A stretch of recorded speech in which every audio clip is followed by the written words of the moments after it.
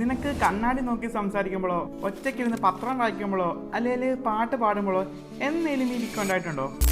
Hey guys, I'm Roshin. This is day 5 of fighting my stammer. ഞാൻ ആദ്യമായി അങ്ങനെ ഒരു ചോദ്യം കേൾക്കുന്നത് ഒരു സ്പീച്ച് തെറാപ്പിക്ക് പോയപ്പോഴായിരുന്നു. വർഷം 2022 ഒക്ടോബർ.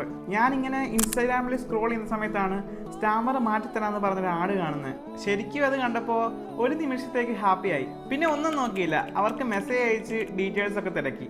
കൂടാതെ വീട്ടിലൊന്നും പറയാതെ കൺസൾട്ടേഷൻ അപ്പോയിൻമെൻറ്റും എടുത്ത്. പിന്നീട് അവിടെ ചെന്നപ്പോൾ അവരെന്നോട് കുറച്ച് കാര്യങ്ങളൊക്കെ ചോദിച്ചറിഞ്ഞ്. എന്നിട്ട് അടുത്തത് പറയുന്നത് ഫീസാണ്. സത്യത്തിൽ അവരുടെ ആ ഫീസ് കേട്ടപ്പോൾ ഇനി അവിടെ നിന്ന് എങ്ങനെ ഇറങ്ങാനായിരുന്നു എൻ്റെ മനസ്സ് മൊത്തം. ആ ഒരു ടൈമിൽ അവർ പറഞ്ഞത് ഒരു വലിയൊരു എമൗണ്ട് ആയിരുന്നു. പിന്നെ എൻ്റെ ചിന്ത മൊത്തം ഒറ്റയ്ക്ക് എങ്ങനെ ഈ സ്റ്റാമർ മാറ്റാനായിരുന്നു. അവസാനം എനിക്ക് മനസ്സിലായി, ഞാൻ ആദ്യം ചെയ്യേണ്ട കാര്യം എന്താണെന്ന് വെച്ചാൽ എനിക്ക് സ്റ്റാമർ ഉണ്ടെന്ന് ഞാൻ അക്സെപ്റ്റ് ചെയ്യുക. പിന്നെ അടുത്തത് ആൾക്കാർ എന്ത് ചിന്തിക്കുമെന്ന് മൈൻഡ് ചെയ്യാതെ ഇരിക്കുക.